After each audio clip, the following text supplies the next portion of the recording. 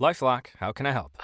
The IRS said I filed my return, but I haven't. 1 in 4 tax-paying Americans has paid the price of identity fraud. What do I do? My refund, though. I'm freaking out. Don't worry, I can fix this. LifeLock fixes identity theft guaranteed and gets your money back with up to $3 million in coverage. I'm so relieved. No problem. I'll be with you every step of the way. 1 in 4 was a fraud-paying American.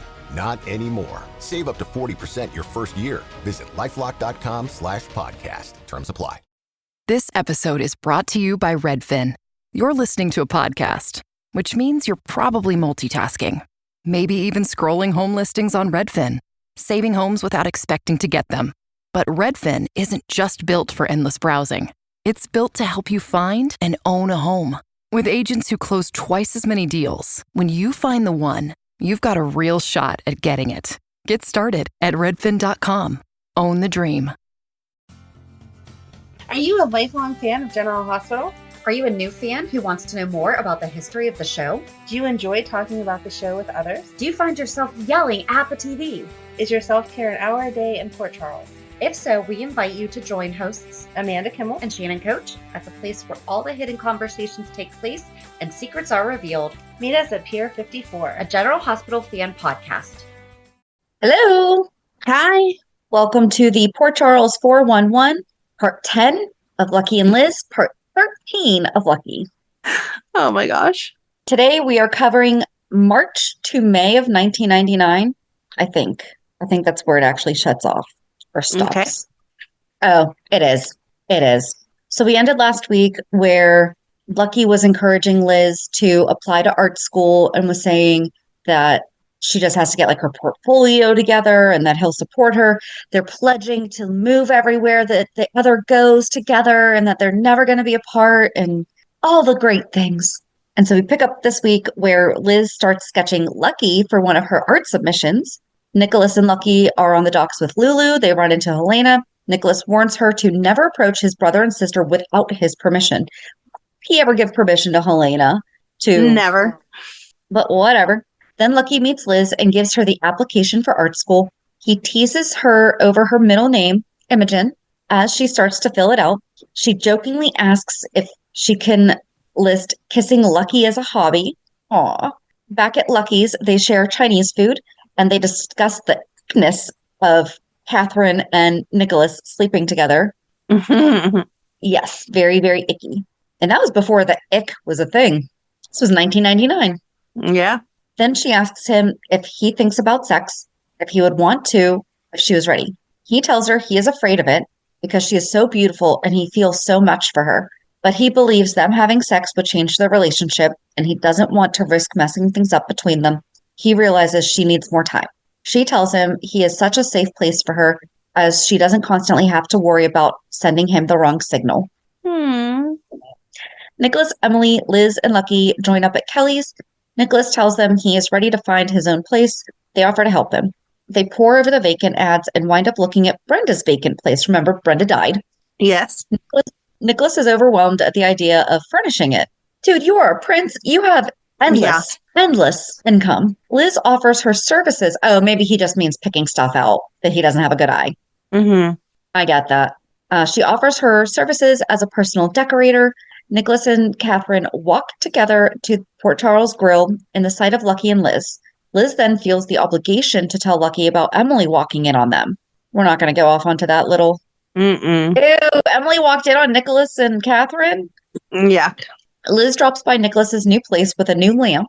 Next, Liz takes Lucky to Nicholas's to start a painting of him. She tells him about interrupting Nick and Catherine when she delivered the lamp. She asks if he fantasizes of being with an older, more experienced woman. He answers by saying that it is he, Lucky, who is the lucky dog, as he has found the one that he is going to be with right out the gate, and Nicholas hasn't. Liz tells him she loves him and kisses him.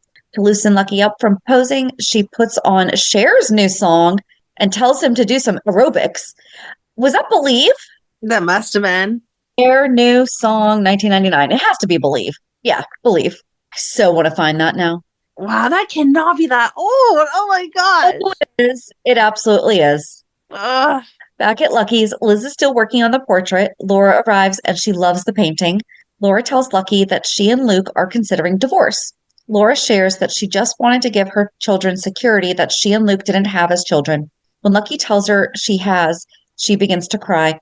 He assures her that he knows they love him, that he is secure, and that Lulu will know they love her as well. Lucky encourages Laura to move on with her life and to be happy. After she leaves, Lucky asks Liz to promise to always be honest with him. She agrees and mentions how she wants to raise their children. He is touched by the thought of her as a mom. Lucky plays the song that Luke and Laura used to dance to in the diner, and he and Liz kiss. What song did Luke and Laura dance to in the diner? Fascination. I don't know that song. 1932. Yeah, I definitely don't know that song. There's one with Nat King Cole. Is it the same one? I'm going to go with it's the Nat King Cole Fascination. Okay. Just because I feel like that fits Luke's vibe. But we'll see. Not sure. Mm-mm. So next to GH, Laura runs into Liz. She thanks Liz for being there for Lucky and says that Liz has changed Lucky. Lucky has invited Luke up to his place to talk about the possibility of divorce.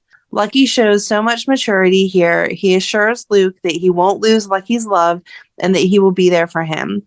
Luke tells Lucky about Robert Scorpio and their past. Liz goes with Emily to give Nicholas a housewarming present. Liz has prepared Lucky's apartment with lots of candles and takeout food, and she says it's to celebrate their first April Fool's Day together and should rather be a fool for love than just a fool. She shows him her paintings, which are all done, and she's happy with them. He's sure that she'll get into art school. She gives him a necklace with a NY subway token on it, and she has the words Liz and Lucky today forever engraved on it. Oh, that's so sweet. And can you just buy New York subway tokens and have them engraved? I mean, you could probably just buy one and then engrave it. Oh, do you think he still has it? Oh my God, that would be adorable. It's in his wallet, right? That's what he should give her for Christmas. Yes. That's what he should give her for Christmas, is that necklace.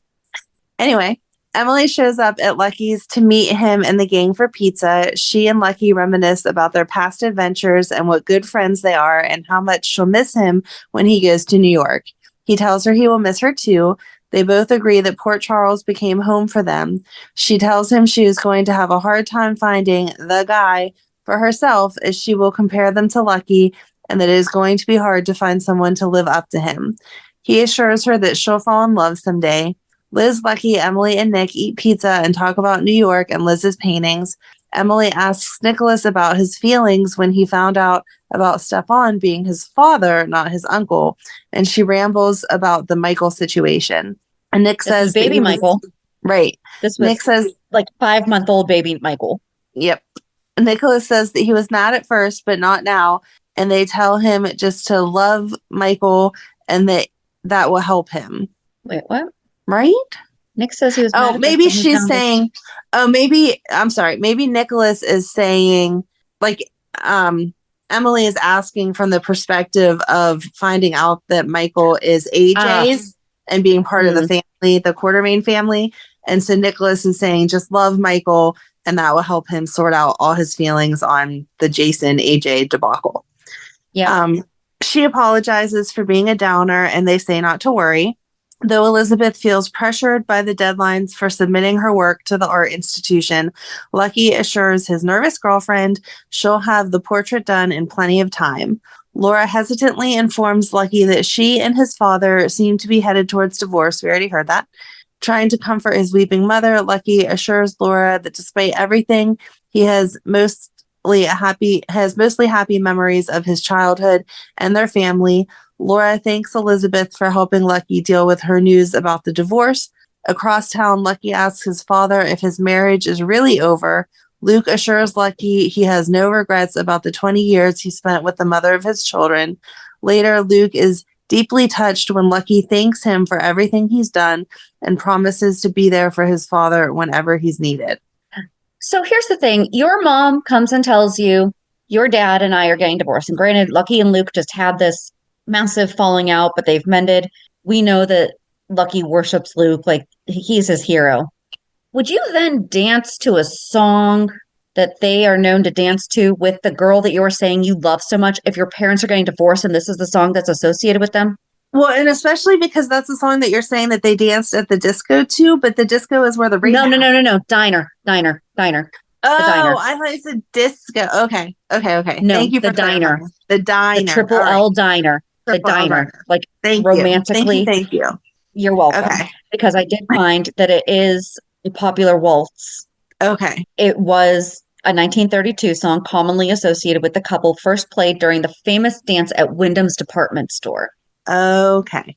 All right. That makes way more sense. So, Thank you for clarifying all of that. Because, my brain went to disco and I was like, no. Diner. Got it. Yes. A giggling Emily and Elizabeth deliver a housewarming gift to the cottage. Elizabeth suggests to a hopeful Emily that Nicholas's relationship with Catherine is probably not going to last because it's based on sex and sex alone. Elizabeth surprises Lucky with a special April Fool's dinner. Why is there stuff out of order here? Complete with candlelight and romantic ambiance. When Elizabeth grows nervous about sending her paintings through the mail, Lucky suggests that they just go to New York and hand deliver the art themselves. Later, They share a rib dinner as Liz sits on Lucky's lap. Then they have a water fight as they do the dishes, which ends in a tender kiss that grows passionate. Elizabeth confides to Emily that she finally feels ready to take a leap and make love to Lucky. Nicholas admits to his brother that the only reason he got the job at Deception was because he's sleeping with the CEO. Lucky tells Nicholas about the trip to New York and asks to borrow his car. Nicholas advises Lucky to be prepared just in case he and Elizabeth decide to get more involved in the future. That was a nice brotherly conversation. Like, hey, be careful. Mm-hmm. And then in New York City, the sexual tension between Liz and Lucky grew when they were forced to share the same hotel room. Lucky told Liz about the time he visited Tammy and explained that their conversation had made him realize how much he loved Liz. Liz and Lucky then kissed and seemed to be on the brink of lovemaking. They decided to stop and agreed they weren't ready to take that step. They decided that the timing and location wasn't quite right. They wanted their first time to have a more special location and to be sacred. And then there was a music montage, including photo booth pictures to 98 Degrees Because of You. Oh. We have such a good budget in the 90s. They did. Liz and Lucky return from New York City and look forward to a happy future together. They expect Audrey to be furious, but she is very excited about hearing all about their trip and the art school. Audrey trusts Lucky now to take care of Liz. Lucky and Nicholas make plans to have dinner with Emily and Liz. Lucky told Jason and Mike about his plans to move to New York City with Liz. Lucky tells first Tony and then Bobby that Lucas loves his father no matter what happens to him, and that even when he hated Luke, he still loves him. I'm guessing this was when... the Tony, Bobby, Carly stuff that we left off on. Yes. Yeah. Yes, the custody hearing between Bobby and Tony because of all the Carly stuff. But then it also would have been Carly being involved with her own stuff. Mm-hmm. But Tony backing her with Michael. Mm-hmm. Or did Tony... we're not on that 411. I know it. And I know that if we kept talking, I'd get there, but I'm not spending that brain power. All right. Good job. Lucky asked Bobby to consider allowing Tony to spend time with Lucas. Laura walks in to find her 3 children playing happily and with an old turban of Lucky's, then gets teary when Lucky presents her with a picture Liz drew of the flowers she donated on Valentine's Day. They also have a touching exchange about how Lucky learned about love from her and Luke. Lucky told Laura that he had never stopped loving her and they grew closer. He also tells her the reason that he has a loving relationship with Liz is that he knows what love looks like, as he saw it every day between Luke and Laura. Lucky, Emily, and Nicholas arrive at a private dinner at Kelly's. Liz was cooking, so they bring extra food, expecting another disaster. Aww.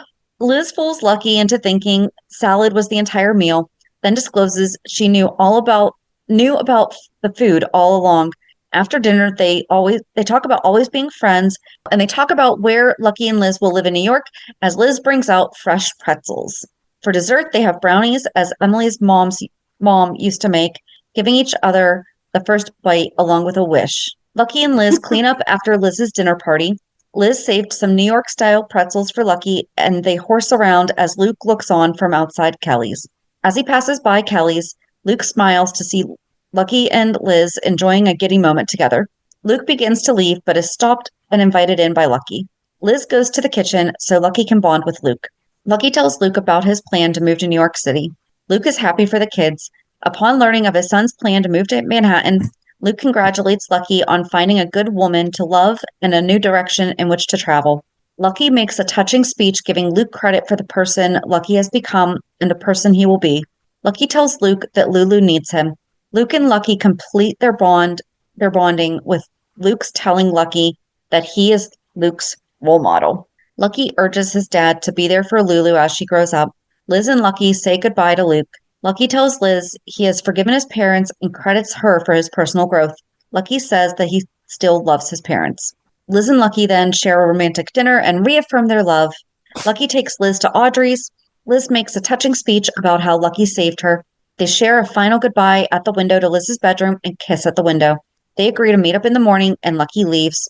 Back at his apartment, Lucky calls saying he can't sleep. Lying in bed as he talks with his girlfriend on the phone, Lucky lights a candle to remember Elizabeth's lingering fragrance and they hang up. Lucky falls asleep with the candles burning. Later that night, flames engulf Lucky's room above the bike shop, while Liz dreams of dancing with Lucky, but then the dream is disrupted by visions of sirens wailing. She goes back to sleep. The scene cuts to Lucky's inferno of an apartment. Awakening again, Elizabeth listens anxiously to the wailing of sirens as the fire trucks speed past in the night. She rushes to find Lucky's apartment in flames. Liz is devastated when Taggart informs her that Lucky was trapped and did not survive the fire. Bobby tries to comfort Liz while Luke is informed of his son's death by Nicholas. Elizabeth is horrified to see a body being removed from Lucky's apartment. Choking back tears, Nicholas relays some devastating news to Luke. There really is a lot of doubling up. Mm-hmm. As Mac tries to comfort Bobby, Elizabeth hysterically insists to Marcus Taggart that the charred remains could not have been Lucky's. Arriving on scene and grieving, Luke lashes out at Sonny for failing to protect his boy. Later, Luke delivers the tragic news to Laura, who wails in the pain of learning their terrible loss. Taggart blames Jason and Sonny for the mob undertone of the fire. While heartbroken, Luke breaks the news to Laura that their son is dead. Luke comforts Laura over Lucky's death, and they go to identify his body together. Elizabeth collapsed after seeing the subway token that Lucky was wearing around his neck. Taggart told her that they found it on the body. Sonny bends down and wraps his arm around her and just holds her as she grieves. After helping her up, Sonny tells Bobby that she nor Liz needs to be there. He offers to have his driver take them home. Bobby says she will take Liz home herself. Taggart tells Liz they need the necklace back for forensics. She looks at him, pulls it back, and says no. Switching to Luke and Laura, they are still reeling. Laura won't believe it's true. She tells Luke there's been a mistake and that it's not Lucky. He tells her that the fire was at Morgan's garage, Jason Morgan's garage, and that Lucky was upstairs already in bed. He says that Lucky inhaled the smoke, otherwise he would have been out the window. Laura is hysterical at this point, screaming no over and over. As it begins to sink in, she falls into Luke and cries, "Not my baby," and the scene closes with Luke holding Laura as they face the death of their child. I wonder if he's really dead. So that's Lucky's death number one. Kind of why I'm not really crying over it. Yeah. I mean, I got misty thinking about, Laura and all that stuff, but not. Right. Yeah. So that is it. And I think this is where we're probably going to take a break from Lucky and Liz. Oh, so I was off by one. I said that we would probably have like 11. Or did I say like 15? I don't remember. Yeah, this is the last that we see of Jonathan Jackson. Oh my God. Yep. So that was his last scene. When we next see Lucky, he has been recast. I know. That's sad. It is. Oh, but General Hospital fandom has 2 more sentences than this does. Her body was found in Lucky's room upstairs with the necklace Lucky had given to Elizabeth, leading everyone to believe that the body was Lucky. Actually, Lucky was alive and being held captive by Cesar Faison, who was hired by Helena. So is JD going to replace me for the He next? already left the house. I was going to say, I'm waiting for him to be like, Amanda, your services won't be needed for the next couple weeks because if we're talking about phase on, it is all me. Nope. So we actually don't see Lucky again until 2000. Wow. Yep. So yeah. So for now, that is the end of Lucky and Liz. Yeah. Why did I not realize that the first time that she and Lucky were together, it was not Jonathan Jackson? Because what sticks in your head is them at the church and them having those dinners and stuff. And that's what makes you all like smushy mushy. Yeah, that's true. That's probably very, very true. Yeah. Yep. So yeah, that's it. Nice short. Well, it's not nice and short and sweet and to the point. It's horrible. And it was horrible. It was. That was a hard year. It was devastating. I remember being sad. Yes. Then you could feel the almost emotion. immediately that he was alive. Yeah. But in that moment, you could feel the emotion and you were devastated for Liz because she counted on him so much. And then he was just gone. Yep. So. Yep. Well, I guess that's the perfect segue into Monday. Let's see how much more Liz still relies on Lucky. All right. With that to be note, fair, she hasn't always been able to, but no, she has not. I think she's always wanted to. Yes. I think now he is giving her proof that she can. Let's hope so. Yes. So yeah, join us on Monday as we recap this week's shows. Have a good weekend. And we'll meet you at the pier. Bye. Bye. If you enjoyed today's show, we invite you to go to peer54podcast.com to subscribe on your favorite platform. Don't forget to leave us a review. And you can also follow us on many social media channels. Just search for Peer 54 Podcast. Also, we are not perfect, so if there is something that we missed or messed up, just let us know by emailing us at peer54podcast@gmail.com.